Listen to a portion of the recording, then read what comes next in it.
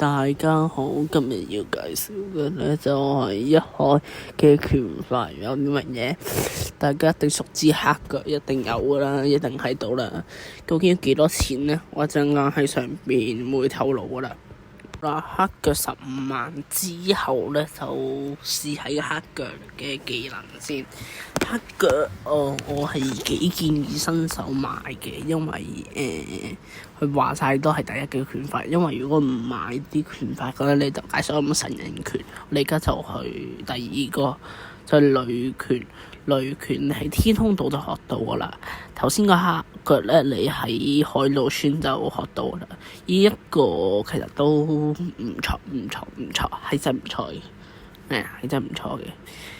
因為咧就雷拳其實冇乜特點，我哋而家就去雷拳我都幾建議大家去學嘅，因為佢解鎖 V2之後有雷爪，雷爪係好好嘅。跟住就係去到學呢個水功夫啊，冇錯啦，水功夫有暗門咧係可以入去嘅，同黑腳有咪一樣嘅。